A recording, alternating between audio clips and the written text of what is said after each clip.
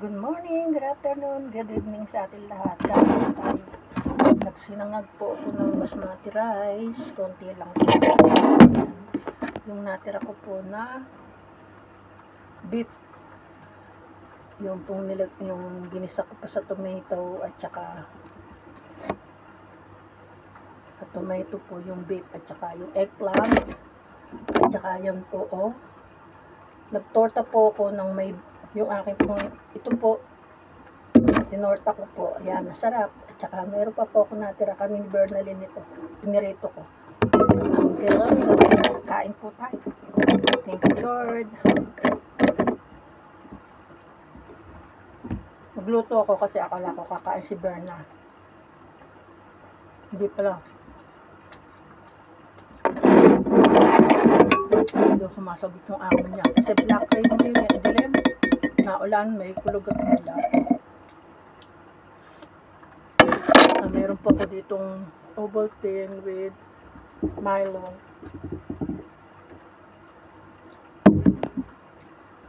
Kay Bernalyn po yan. Kain po tayo, thank you Lord. Ang sarap. Ang sarap nito, ha?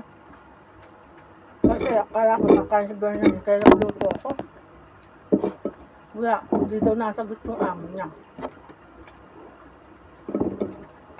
Kaya yan, ako lang kakain.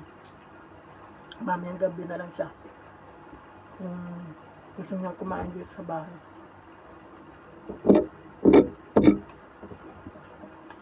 Kain po tayo.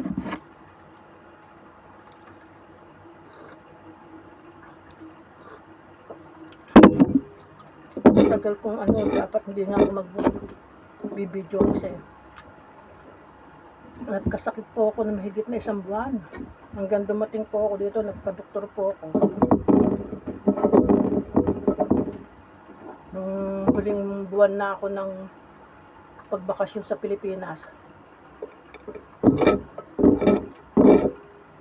nagkasakit ako kahit kami lahat, nagkaroon lahat ng sakit. Yung 2 bahay. Hanggang ngayon, di pa rin kami okay.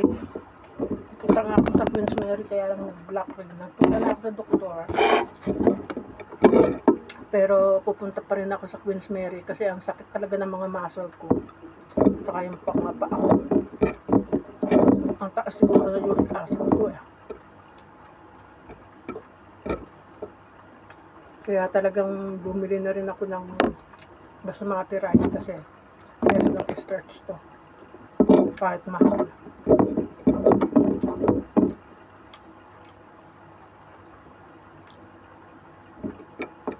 Kasi sa Pilipinas, ilang beses kumakain ng rice, di ba? Kalakas na ng rice buo sa Pilipinas.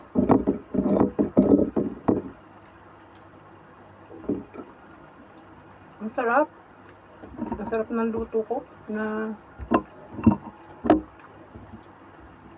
nagprito ako nito, oh. Ang sarap. Sarap.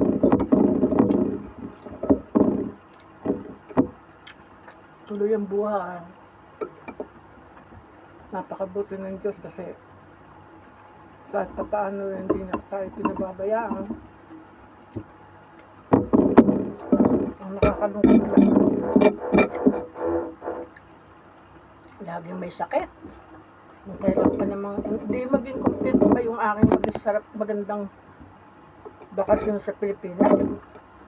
Sa tuwing uuwi ako, lagi akong nakakasakit doon.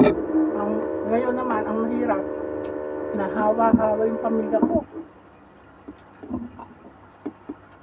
Hindi na nga ako maglalabas ng bahay.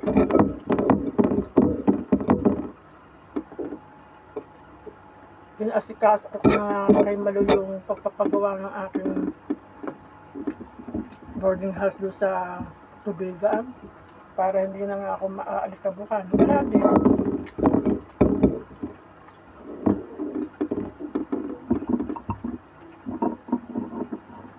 Tag-ulan pa. Tapos mainit pa, sobrang init. Hindi ka talaga magagandang umuwi ng bahay sa init.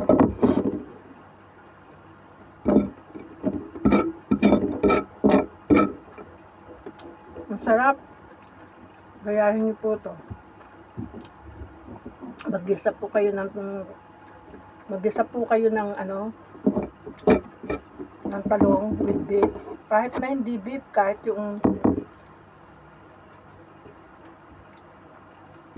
kaprasong baboy, o kaya manok, o kaya kahit na yung na lang, kahit talong lang. Igisa mo sa kamatis, bawang, sibuyas. Kahit na wala nang kompleto, basta bawang. Tapos lagyan mo ng toyo at konting sugar.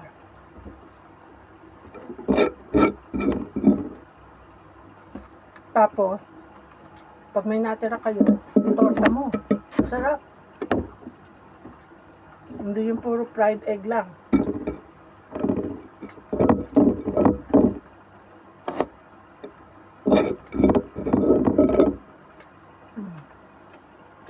Thank you po.